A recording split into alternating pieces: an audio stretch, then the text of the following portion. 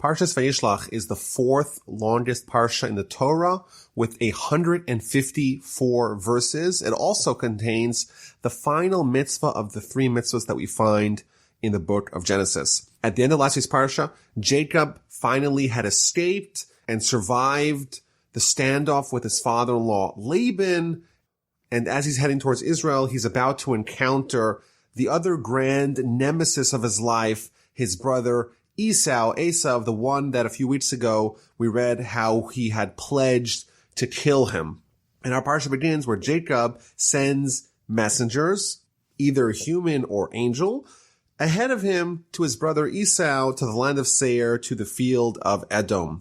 And he commands these messengers, telling them, "So shall you say to my master, to Esau, so says your servant Jacob, I have lived with Laban and I have delayed until now."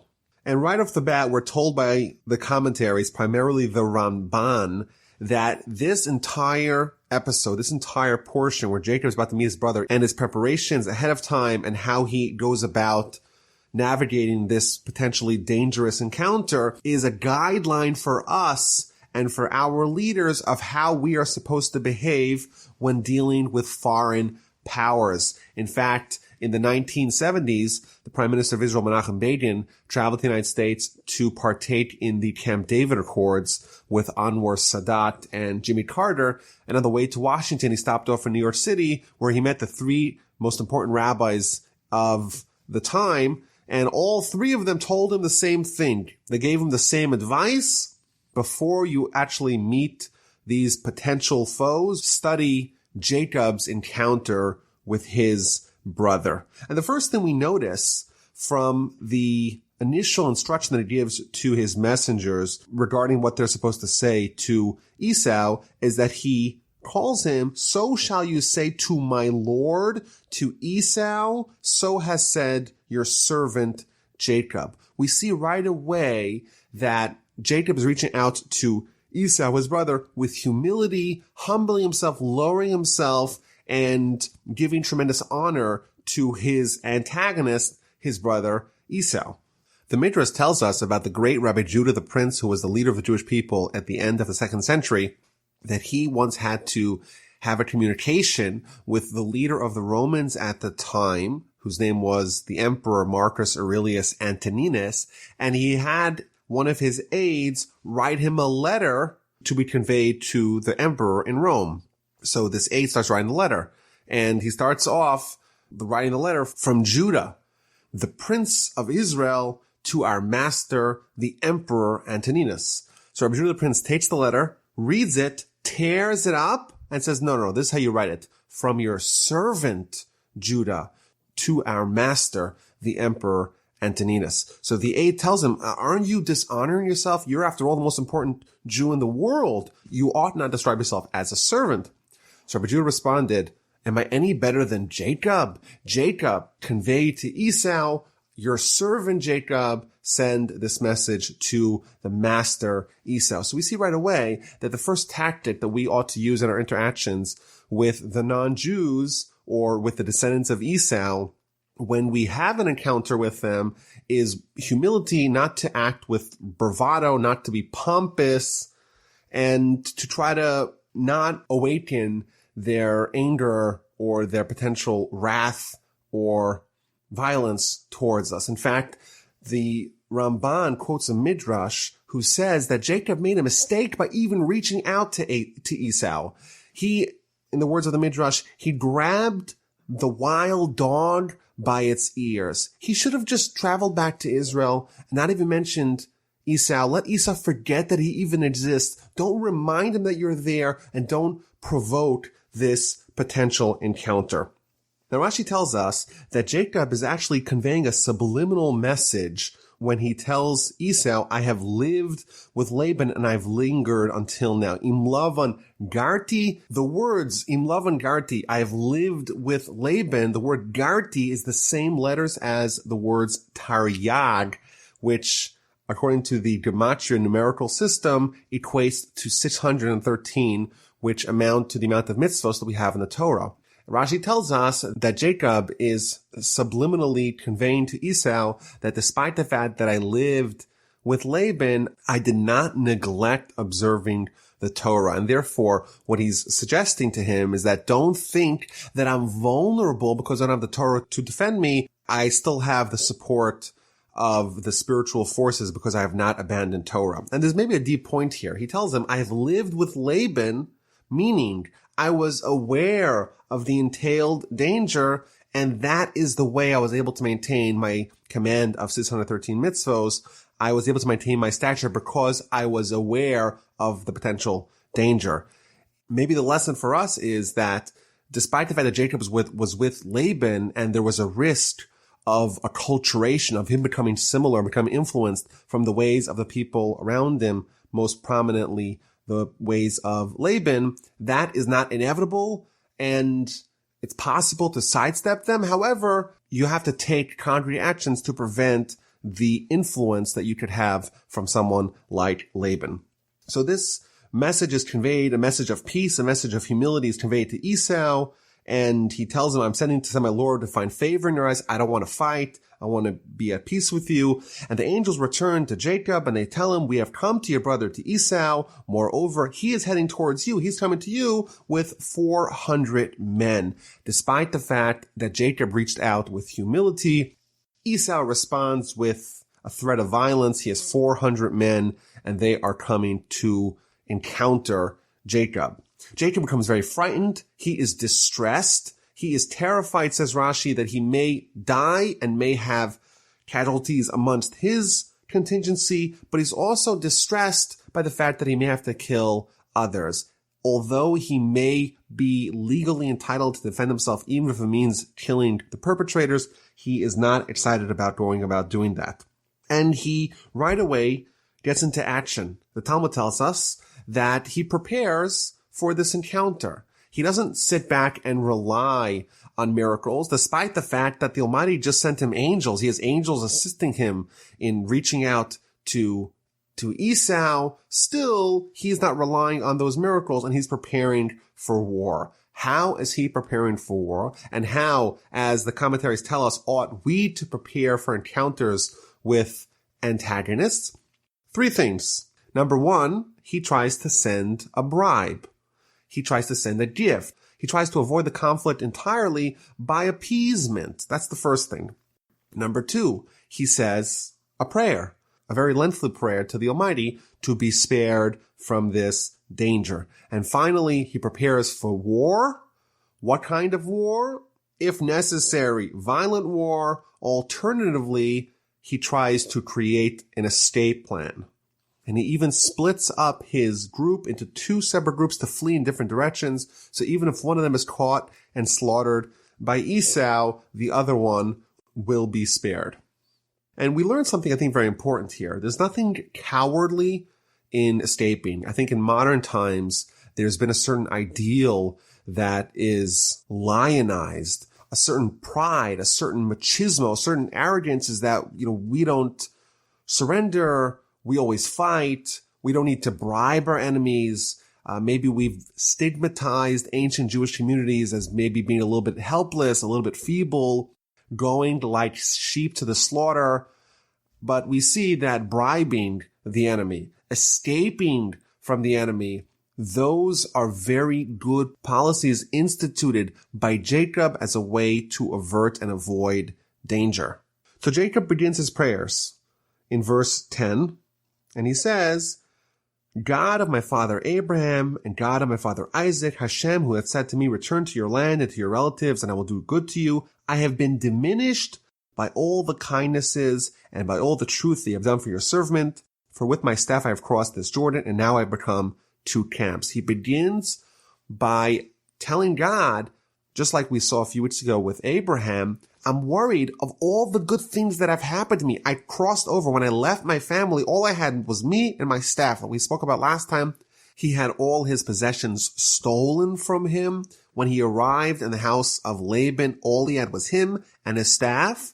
And now what does he have? He has 12 children, 4 wives, an entire camp, 2 camps full of his household. All that was divine goodness. And now he's worried, maybe from all the good things that he's got, his merits have been diminished and reduced, and he has no more merits to be able to survive the encounter with Esau. The Talmud tells us, and derives from this statement, that a person should never place themselves in a dangerous situation and say, well, I'll survive because there will be a miracle.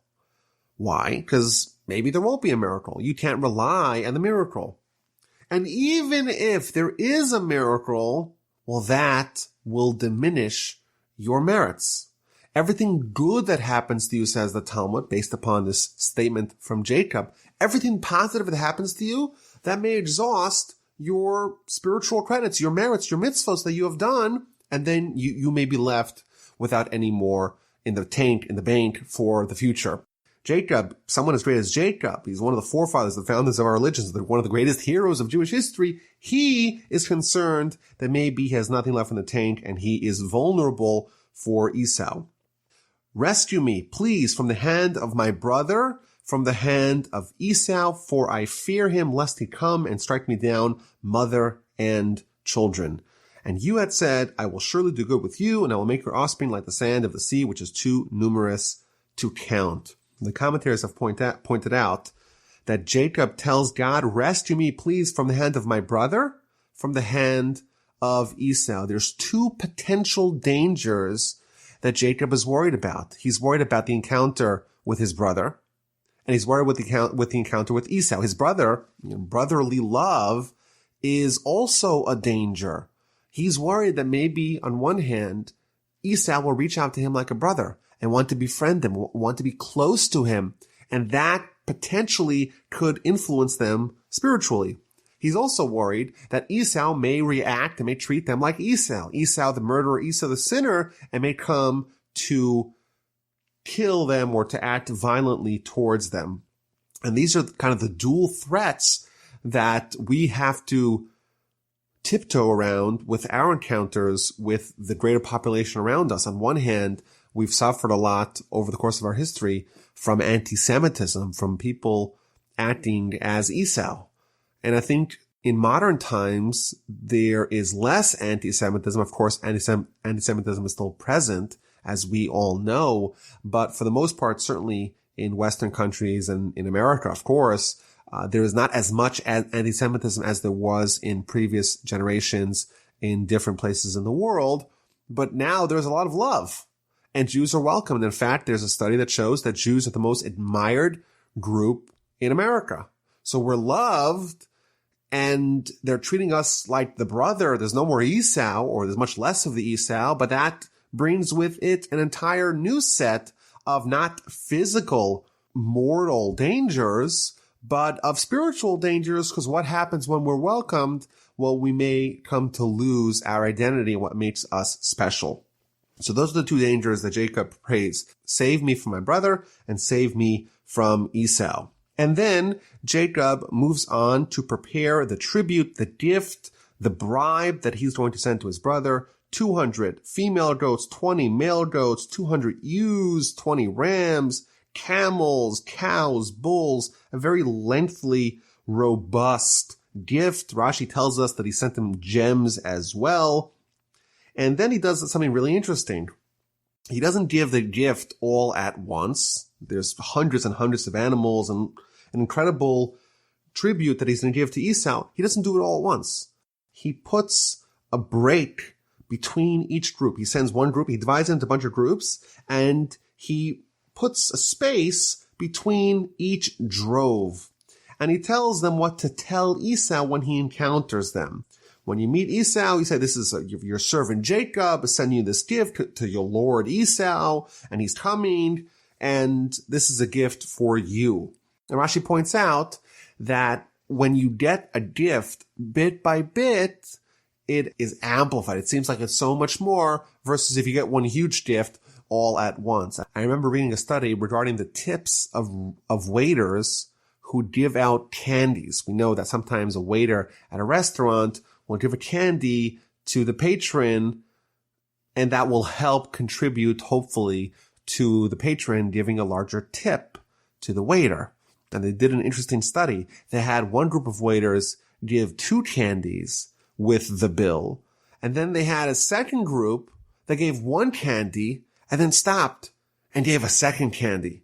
And they found that the group of waiters that gave the candy one at a time, that increased by a huge factor and increased the size of the tips that they received, because psychologically in the head of the recipient, when you get one and you get another, that's a more effective gift than when you get it all at once.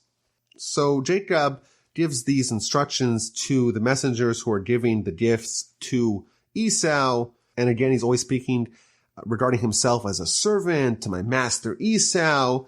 And that's what he hopes to appease him. And the 2 camps are getting closer to each other.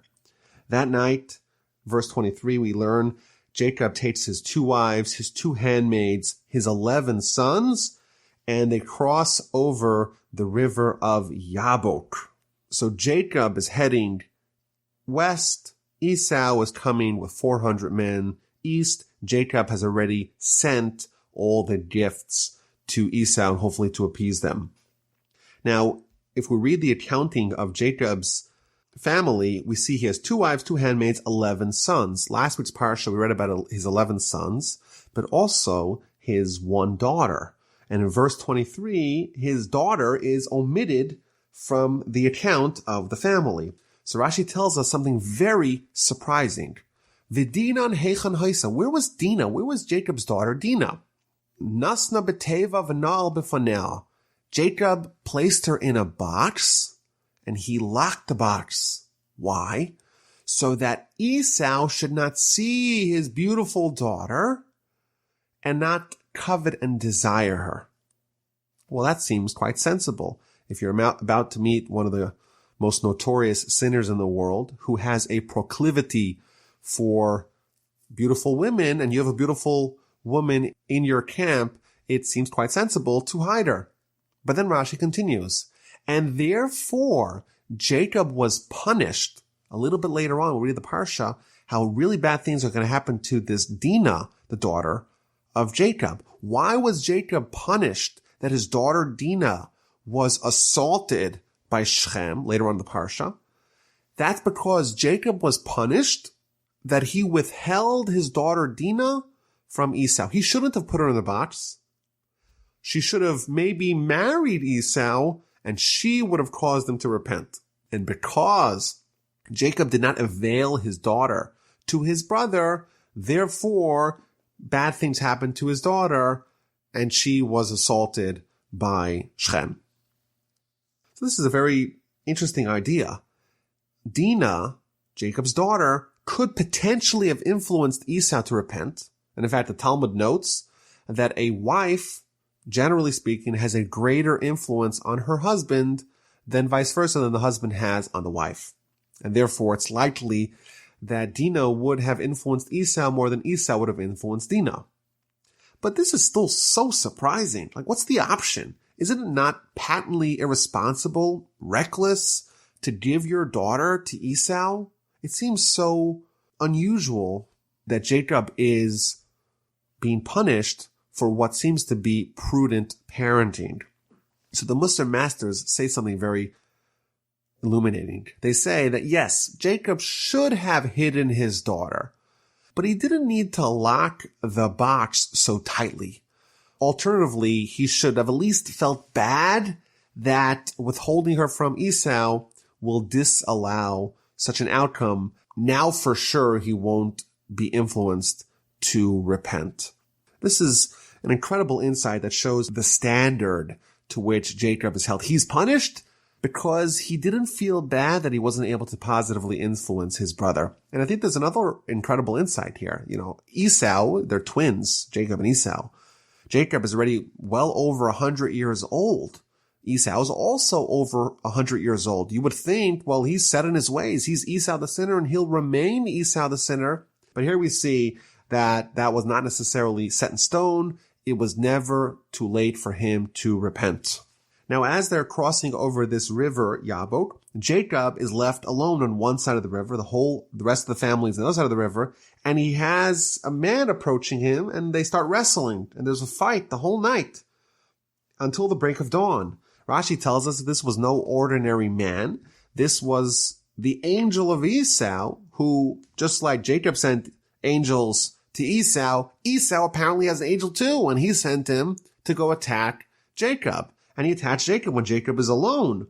And the whole night they're fighting, and he's not able to overcome Jacob. So what does he do? He reaches over to his hip, he dislocates his hip, and then Jacob has control of this angel.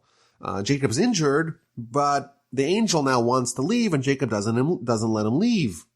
And he says, let me go. No, I'm not going to let you go unless you give me a blessing. And he blesses him that his name is no longer only Jacob. Now his name is also Israel. Why? The word Israel means to struggle.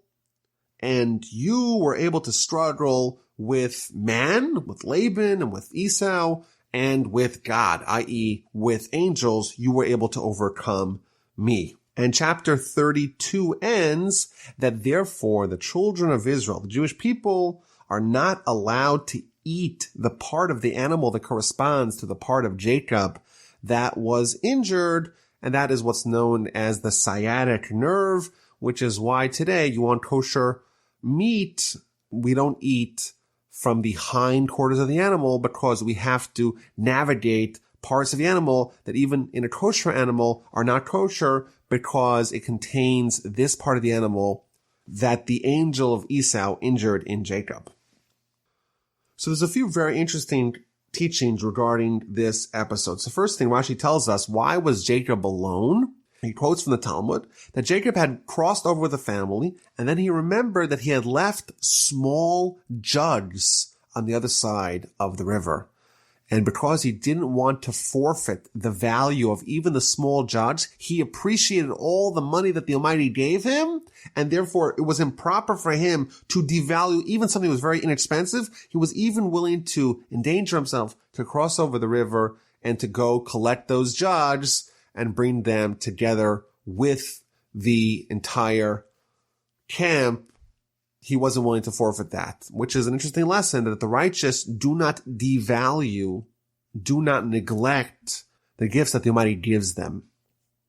And then Jacob is struggling with the angel, which shows us just the stature of Jacob. The Talmudic literature tells us that Jacob's visage, his countenance, was similar to that of Adam, the primordial Adam. He was like an angel, and therefore it was parody the battle that he had with the angel. And the angel the whole night is trying to find some vulnerability in Jacob. And this is, of course, it's not a physical fight. It's some sort of cosmic struggle between Jacob, the veritable angel, and the angel of Esau. And this, of course, portends to all of history, this idea that the history is nighttime, and even though we'll be injured, but over the course of the entire nighttime, the entire history of the Jewish people and their interactions with Esau and his forces, we're not going to ever be vanquished. There's never going to be a mortal blow that's going to land upon us. Yes, we'll get injured, but we won't be destroyed. And there's, of course, multitudes of commentaries explaining what's going on. And as we mentioned, there's 154 verses in this parsha. And if we're going to do it in an hour, we have about 30 seconds per verse. So obviously we can't go into the most granular detail and going through all the commentaries. But one of the commentaries is a very interesting one. The Rabbeinu Bachai tells us that this fight was the angel trying to find a spiritual vacuum, a spiritual void, a spiritual vulnerability in Jacob. And he didn't find anything.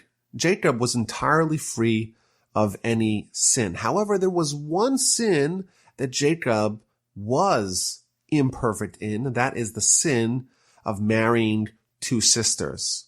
And therefore, he strikes him at his thigh. We've already seen this a few weeks ago, that the thigh is representative of the genitalia area, which is the area in which Jacob's imperfection is manifested. And therefore, he was able to attack him in his thigh because there was an area that he, of course, had justifications for that, but he married two sisters, and therefore he wasn't perfect there, and therefore he was not impervious to the attacks of Esau's angel. The Kabbalists point out that the legs, well, they're not the essence of man. They're not the part of the trunk of man. They're kind of these appendages coming out of the trunk, which is the essence of man, meaning that Jacob, in his essence, was impervious to the angel, but his legs, the things that stuck out, the fringes, the appendages of Jacob, that's where we could be attacked. And after this long nocturnal struggle, Jacob seems to triumph, or at least it's a draw, it's a stalemate. And Jacob gets something out of it. He gets an injury, but he also gets a name addition, not a name change like we had by Abraham and Sarah, but a name addition. And of course, there's many interpretations of what this means. And in fact, later on in the Parsha, the Almighty is going to affirm this additional name where Jacob is also called Israel. But just one idea of the name Israel, and that is found in the Kabbalistic sources, the word Yisrael. Israel is an acronym for Yesh Shishim Ribui Osios LaTorah, that there are 600,000 letters of the Torah. That is hinted in the name Israel, is hinted this idea that all of Torah is incorporated in the essence of our nation, which amounted to 600,000 people when we left from Egypt, when we became a nation.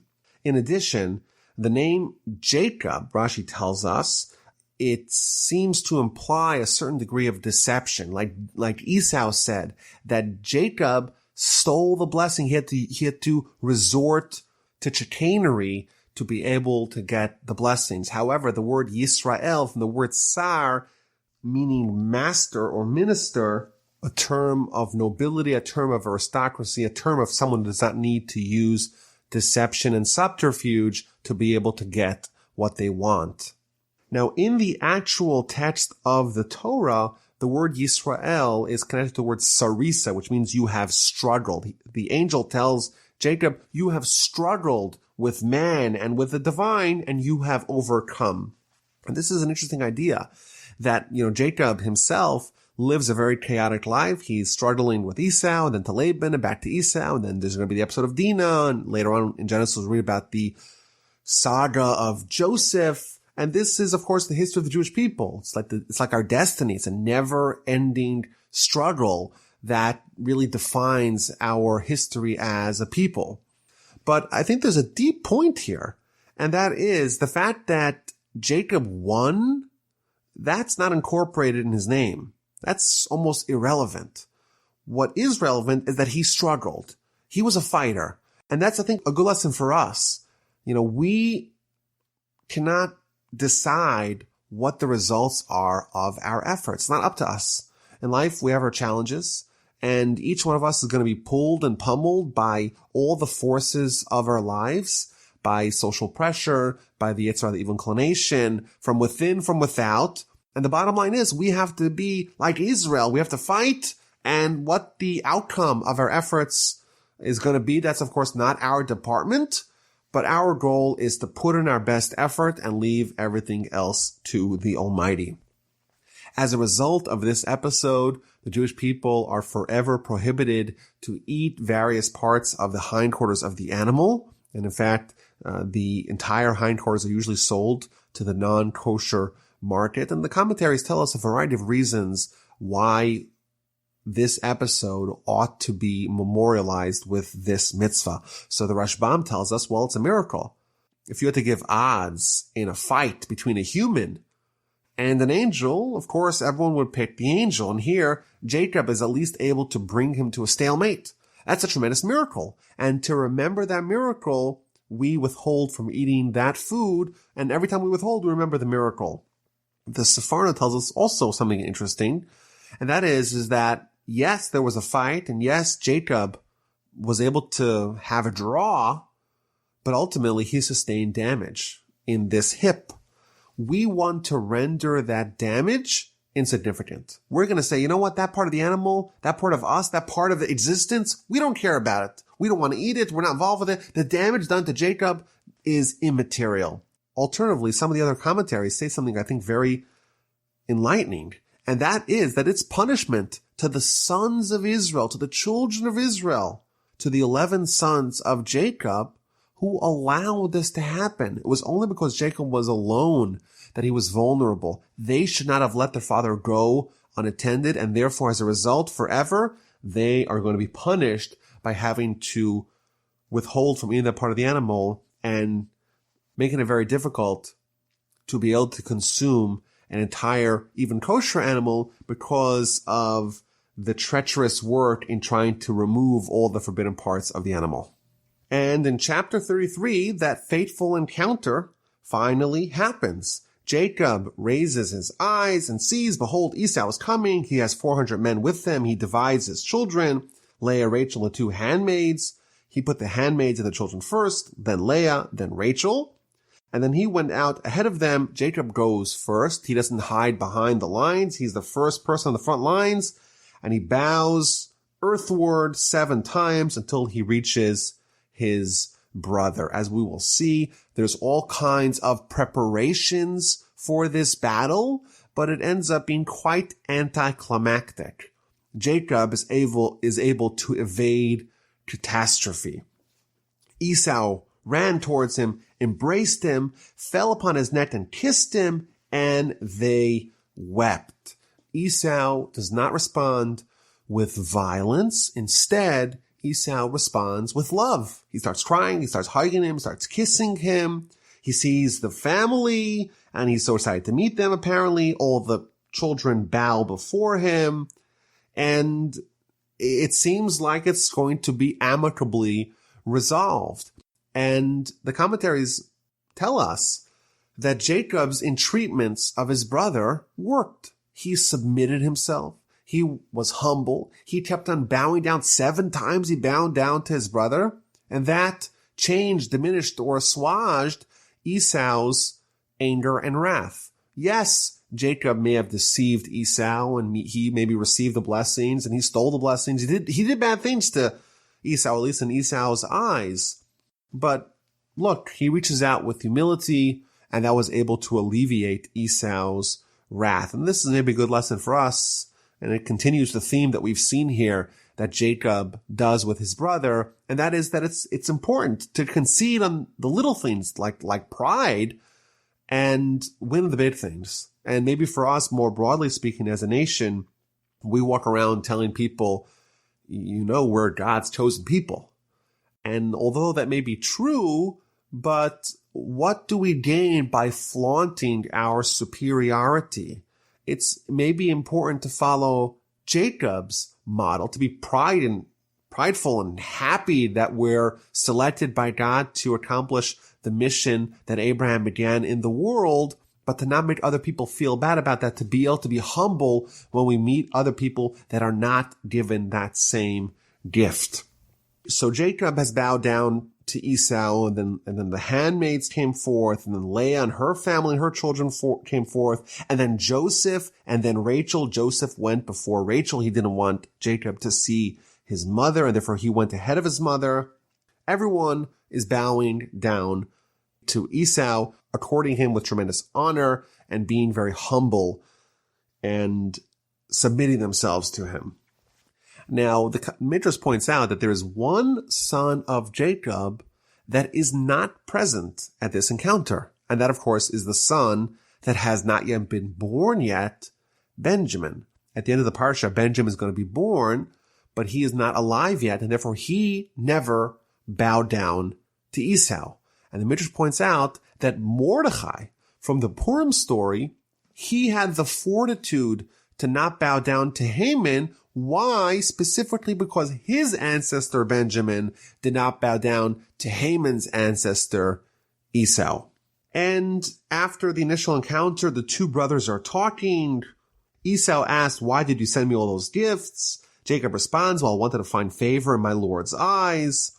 Esau says, no, don't give me the gifts. I have plenty. I have tons of things. I don't need your stuff. You keep what you have. There's no need for you to give me this gift. But Jacob says, no. He insists, I have found favor in your eyes. Please accept my tribute. I'm so excited to see you. It's as if I've seen the face of a divine being. Please accept my gift, which was brought before you. God has given me everything. And he urged him, and Esau agreed to take the gift. Rashi points out that there is a difference between Esau and Jacob's classification of their wealth. Esau said, Yeshli Rav, I have a lot. I have even more than I need. Whereas Jacob said, Yeshli Kol, I have everything that I need. Everything that I need, nothing more and nothing less. In effect, Jacob is tacitly acknowledging the fact that the Almighty is in charge of dispensing and dispersing people what they have. And therefore, it's not possible for you to have more than what you need, because if you have it, it's evidence that the Almighty gave it to you. And it seems like Jacob has succeeded. Esau has not reacted violently. He seems to be very open to being cordial, being friendly, being loving to his brother. And then what does he say in verse 12? He suggests, why don't we move on together? Let us go. I will proceed alongside you. Right away, Esau pivots from Esau to the brother. He's pursuing friendship. This was the second potential danger that Jacob was concerned about. And he managed to emerge unscathed from the first danger, from Esau, the violent one, and now he's faced with the second danger, maybe even a greater danger, where he says, let's go together. We're brothers, after all. And this danger, too, Jacob finagles his way out of it. My Lord knows that the children are tender. They're nursing flocks and cattle. I have so many children, and there's so many animals. The flocks will die if I'm with you. I have to go very slowly. You go ahead. Don't wait for me. I'm going to catch up to you. I'll eventually make it to Seir, where you live. Rashi tells us something very interesting, that Jacob promises Esau that he'll make it to Seir, where Esau lives. But in reality, he stopped in a place called Sukkos, and he never made it. Rashi tells us, however, Jacob made a pledge to go there. He's still going to fulfill it in messianic times. As the verse tells us, very famous verse in Scripture, Ve'alu Moshim b'hartzin lishpotas harisav, in the times of the Messiah, there's going to be another showdown, another standoff between Jacob and Esau in the mountain of Esau, in Mount Seir. Jacob's promise is still going to be fulfilled. This is not the last we've seen of this showdown. There's going to be a fateful one in the times of the Messiah, and we know who's going to win that one. The two brothers depart. Jacob stops in the city of Sukkos, spends several months there, and eventually ends up in the outskirts of the city of Shechem. He buys a parcel of land, pitches his tent, and settles down and builds an altar to the Almighty. Rashi tells us that Jacob arrived peaceably. He was intact.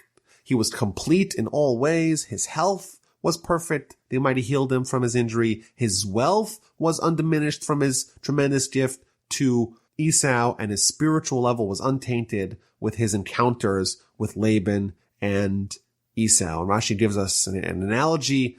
He was like someone who had successfully evaded two lions. There was one lion, Laban. There was a second lion, Esau. And Jacob managed to evade and navigate both of those dangers.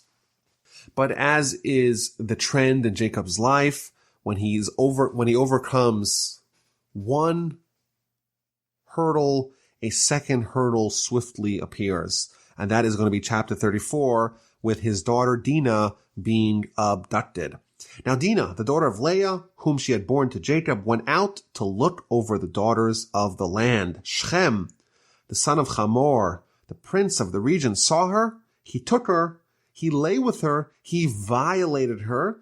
And he became deeply attached to Dinah, the daughter of Jacob. And he wanted to marry her. Rashi tells us that she is ascribed her maternal relationship, but not her paternal relationship. Dinah, the daughter of Leah. And asks Rashi a question, the daughter of Leah, she's also the daughter of Jacob. Why does it call her? Why does it classify her? Why does it label her as the daughter of Leah? And it tells us something very powerful. It says that Leah, in last week's Parsha, she went out. She was adventurous.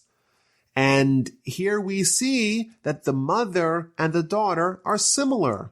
Just like Leah went out, she walked out into the fields. She went out in the open. Dinah did the same. She went out. She wanted to hang out. She wanted to spend time to frolic and to be very adventurous. And in the Torah's view, the degradation of Dinah could have been avoided if she wasn't too adventurous. And it sees her nature of going out and being curious and seeing the world, maybe in a very hostile neighborhood, that stems from her mother Leah and not from her father Jacob. She acted in a somewhat immodest way, and that left her vulnerable to the horrific assault of Shechem, the son of Hamor, the master of the region. It's just a little confusing here because the city is called Shechem and the individual is called Shechem. Shechem is the son of Hamor, who is the mayor or the king of the city of Shechem. And Jacob finds out what happens to his daughter. His daughter was defiled. And the sons, meanwhile, were out with the flock, were out with the field, out in the field with the cattle. And Jacob doesn't make any move until they come back. And then the family of Shechem, they reach out to Jacob and they want to propose this union between Shechem and the daughter of Jacob, Dinah, that he had assaulted. Hamor spoke to them saying, Shechem, my son, longs deeply for your daughter. Please give him to her as a wife. And intermarry with us. Give your daughters to us and take our daughters for yourself. Among us you shall dwell. The land will be yours. Settle and trade in it. Acquire property in it. Let us take our two cultures and meld them together. They even promise to give a very generous marriage gift to Dinah and her family if they only agree to allow Shechem to marry Dinah. Now the children of Jacob respond with a grand deception.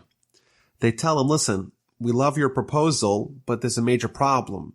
Y'all are uncircumcised, and it's the most unconscionable thing for us is to have our daughter and our sister be with someone who's uncircumcised. So you want to meld, you want to fuse our two cultures, but we can't do it unless you circumcise all the males in your town. This seemed kind of reasonable to Hamor and Shechem, and they right away called a town hall meeting of all the people of the city. And they say, listen, we have this amazing family. They have 11 awesome sons and this beautiful daughter, and they're so wealthy and they're so industrious. But all they need to do, they want to join us. They want to intermarry with us. They want to give us all these economic opportunities. But the only thing we need, the only circumstance is that we must circumcise. Everything that they have will really be ours once we intermarry and once we allow trade to flourish. Just circumcise. And people agreed, and all the males of the city circumcised. And that is a more unpleasant surgery when done as adults than when done as children. Therefore, a few days later, the entire city is in bed with high fever and tremendous pain because of the circumcision ceremony and surgery that they did a few days earlier. And now, when the city is susceptible to attack, two of the sons of Jacob, Shimon and Levi, the brothers of Dinah, they take their sword, they attack the city, and they kill every single adult male. They kill Hamor, the king, Shechem, the original perpetrator. They snatch Dinah from the palace. They kill everyone, all the males, adult males along the way, and they leave. And this is something that we see, by the way, that they're called the brothers of Dinah because they were motivated by brotherhood. They felt that it was so egregious what Shechem had done to their sister that they right away sprung into action and they took these very drastic measures. They plundered the city. They took the flock, the livestock, the donkeys, everything in the town. They didn't touch the women or the children. They took them as captive. They didn't kill them, but they plundered everything. And Jacob is appalled by this. What are you doing to me? Like, there's other nations and other kingdoms and other city-states over here, and they see this one family attacking a city, committing what would today be called a war crime, to go in and kill innocent civilians. How are you doing that? They're going to attack me. All these other surrounding cities are going to annihilate us, me, everyone. And they responded quite bluntly, should he treat our sister like a harlot? We cannot sit idly when our sister is being assaulted and mistreated like this, and therefore we acted as we acted. Now, there's a very interesting teaching in the Rambam regarding this episode. He's puzzled over the fact that the sons of Jacob would behave in such a manner. What is their justification for the slaughter of the city of Shechem? How could they rationalize this behavior to justify killing an entire city because of the crimes of one, maybe two residents of the city? Maybe if they just killed Shechem and Hamor, that would be okay because those people aided and abetted or raped an innocent girl. So maybe there would be justification for that. But the entire city, what is their crime? And he tells us that we know there's 7 Noahide laws. There's 7 universal laws that apply not just to Jews, but to everyone in the world, to everyone who's a descendant of Noah, meaning all of humanity. They have to abide by these 7 principles. One of those 7 principles is that there has to be a system of courts. There has to be some way to monitor and to oversee the behavior of citizens. There can't be anarchy. And here we see a city that obviously didn't have any laws because this Shechem individual grabs, assaults an innocent girl, and no one does nothing. He's able to do whatever he wants without any concern of any backlash. Clearly, this is not a city in which there is laws that hold people accountable, and therefore every adult male who had the capacity to try to stop this terrible crime from happening is complicit in the crime because they did not institute a system of laws that would have prevented it, and therefore they too are guilty of this crime, and therefore that was their justification to annihilate them. Now, obviously, Jacob doesn't buy it. He starts to rip into Shimon and Levi. He says, you've discomposed me. You've made me odious amongst the inhabitants of the land. He seems to start leveling them with criticism. But at least that we know that there was some sort of reasoning in the behavior of Shimon and Levi. Now, it is also maybe a bit unusual that Jacob, if Shimon and Levi, if they kill an entire city, you would imagine Jacob would have a more strident outburst here. He just tells them, you have discomposed me, you have made me odious amongst the inhabitants of the land. He gives them criticism, but it seems to be a bit muted with proportion to their crime. And at the end of Jacob's life, at the end of Genesis chapter 49, Jacob's on his deathbed, and then he really gives biting criticism to Shimon and Levi for this behavior. He tells them that you have acted like Esau, it's stolen craft, and he gives them very severe punishments for their behavior. And I think this is maybe a model for how we should maybe rebuke our children. Jacob had twin goals. The first goal, of course, was that such behavior should not be repeated. So he gives them this criticism at the end of this episode, and he tells them not to do it again, and you know what? It didn't happen again. But he was also worried that his rebuke might backfire, and the children will just abandon him. He'll lose them. And therefore, he waited until his deathbed, until there is no longer a risk that they will escape from him And then he gives them the full measure of his critique of their behavior. He tells them that they acted like Esau, and he punishes them appropriately. And this maybe the general takeaway is that maybe sometimes the full brunt of the criticism should be withheld to a later date. Chapter 35 begins with the Almighty telling Jacob, go back to Beth-el. That's the same location where 22 years prior he had that fateful dream with the angels going up and going down. And the Almighty tells him, go back there, make an altar to the God who appeared to you when you fled from Esau, your brother. So Jacob said to his household and to all those who were with him, discard the alien gods that are in your midst, cleanse yourself, and change your clothes. Obviously, you find it very hard to believe that Jacob's family would have alien gods. Rashi explains that this is from the booty of Shechem. They just cleaned out an entire city, a city full of idolaters, and it's quite likely that amongst the loot are many gods, many foreign gods, many idols. Get rid of that. We're about to go to the holiest place. We cannot bring that with us. Then continues Jacob, let us arise, go up to Beth-el, and I will make there an altar to God who answered me in my time of distress and who was with me on the road that I traveled. So they gave to Jacob all the alien gods. They got rid of all the gods and they traveled to Beth-el. They arrived there and they built the altar and they named the altar. And then verse 8 we read how Deborah, the wet nurse of Rebekah, died and was buried below Beth-el, below the plateau, and the place was named Alon Bachus. It's a very strange segue here. And also, Deborah is not really a very important character in the Torah, while when Rebekah was sent with Eliezer 3 weeks ago in the Parsha, it says that she took with her Deborah, her wet nurse, but that's the last appearance that she made in the story, and here we find out that she died. It's a very strange little tidbit thrown in over here. So Rashi and the other commentaries tell us that really the person who died, of course Deborah died, but really what it's trying to tell us is that Rebekah died. But for a variety of reasons, as we shall see, the Torah was not explicit when it tells us about the death of Rebekah. It's only hinting by telling us that her wet nurse died, and we should infer from that Rebekah died too. It doesn't tell us anywhere that Rebekah died explicitly, only here. This is the last time we read about Rebekah. Why are we not told about the death of Rebekah explicitly?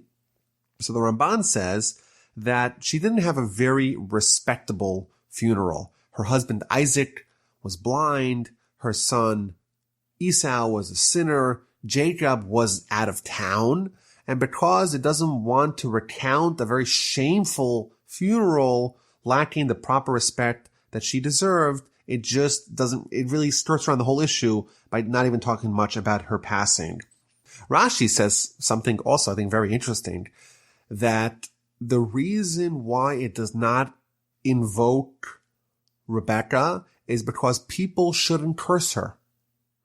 Because over the course of our history, we're going to suffer a lot from her son Esau, and his terrible evil ways, and therefore we're concerned that people may lash out not at Esau, but at Esau's mother, Rebekah. She, after all, harbored him, and therefore she too is guilty. And the Talmud tells us that you're not allowed to curse a living person. And therefore, the commentaries explain that by obscuring the fact that she passed, if we just read the Torah, we wouldn't know that she passed. And therefore we have to assume that she's still alive. Well, if she's still alive, then we can't curse her. And therefore, by going through the circuitous way of tying up the Rebekah narrative, we're able to avoid the problems inherent of people lashing out at the mother of Esau. Jacob has another prophecy. God blesses him. God reaffirms the new name. You're no longer just called Jacob, you're called Jacob and Israel as well. Again, he blesses him. He tells him to be fruitful and multiply. A nation and a congregation of nations shall descend from you. Kings shall issue from your loins. Yet again, the land of Israel, the land of Canaan is promised. The Almighty tells him, the land that I gave to Abraham and to Isaac, I will give to you, and to your offspring after you, I will give the land. Then God ascended from upon him in the place where he had spoken with him. This is a very similar verbiage to what we find with respect to the end of Abraham's prophecy. And the commentaries tell us that both Jacob and Abraham, the prophecy ended with God ascending from upon them, meaning that Jacob and Abraham did not dip out of the spiritual level. It was only God deciding to end the prophetic communication. At the spot where Jacob had this prophecy, he builds a pillar, he pours oil upon it, he again renames the place Bethel, and as they're traveling to Ephrath, Rachel, his wife, goes into labor. This is going to be the 12th son of Jacob. She has a very difficult labor, and as she was about to pass, the midwife tells her, don't worry, you were hoping for another son. You in fact named Joseph on the anticipation and hope and aspiration that you have another son. You'll have another son. As she's dying, she says his name should be Ben-Oni, the son of my pain and my suffering. But his father, i.e. Jacob, does not go with that name. Instead, he calls him Benjamin, and Rachel died and is buried on the road on the way to Ephrath in the city of Bethlehem of Bethlehem. Jacob sets up a monument upon her grave, and that is the monument of Rachel's grave, which we could still visit today. Jacob continued his journey, and when he was in a place called Migdal Eder, again, he's constantly moving closer and closer to Isaac, but he is not yet reunited with them. We read about something very puzzling and troubling that happened. And it came to pass, while Israel dwelt in that land, that Reuben went and lay with Bilhah, his father's concubine. And Israel heard. The sons of Jacob were 12. If you just read this verse without reading Rashi or any of the commentaries, it would seem like Reuben committed one of the most unforgivable sins by sleeping with his father's wife, Bilhah. Rashi tells us that what actually happened was the following. Jacob had 4 wives, and therefore had to juggle the conjugal relationships with 4 different women. But his permanent bed was forever in the tent of Rachel. When Rachel passed, he took his permanent bed and moved it into the tent of Bilhah, because Bilhah was the maidservant of Rachel. Now, Reuben was okay with Jacob having his permanent bed in Rachel's tent because, she was one of the primary wives too. But now, after Rachel died, Jacob takes his permanent bed and puts it in Bilhah, in the maidservant's tent, and not in his mother Leah's tent. That he did not tolerate. So he takes Jacob's bed and he drags it out of the tent of Bilhah and moves it to his mother's tent. That's what Rashi explains. And the way the Torah classifies that, because Reuben interfered in his father's bed activities, that is akin to him sleeping with his father's wife. And then right afterwards it says the sons of Jacob were 12. It's like reassuring us that the sons of Jacob were 12. They're all the same. Don't read this incorrectly by thinking that Jacob's son Reuben was any different in stature than the rest of the sons of Jacob. The Talmud makes it quite clear. Kol ha'omer Ruvain chata. Anyone who says that Reuben sinned, eino ella toeh, is nothing but mistaken. If you want to read this literally, you're going to make a mistake, says the Talmud, the book of Shabbos, page 55b, because Reuben did something bad, something that he is severely reprimanded for here and on Jacob's deathbed, but he didn't actually do what the simple reading of the verse may make you think that he did. The Torah lists the 12 sons of Jacob, and then it tells us that Jacob came to his father Isaac. He was reunited with him, and then it tells us that Isaac passed away, and he was buried by his sons Esau and Jacob. Rashi points out that chronologically this happened much, much later on in the Torah. But the Torah is not organized chronologically. It's organized topically, and it's focusing on the story of Jacob now. And therefore, when it tells us that he reunited with his father, the purpose of that is to tell us that he was there in time for Isaac's passing, not to imply that that happened at this juncture. The final chapter of the Parsha, chapter 36, details hundreds of years of the descendants of Esau.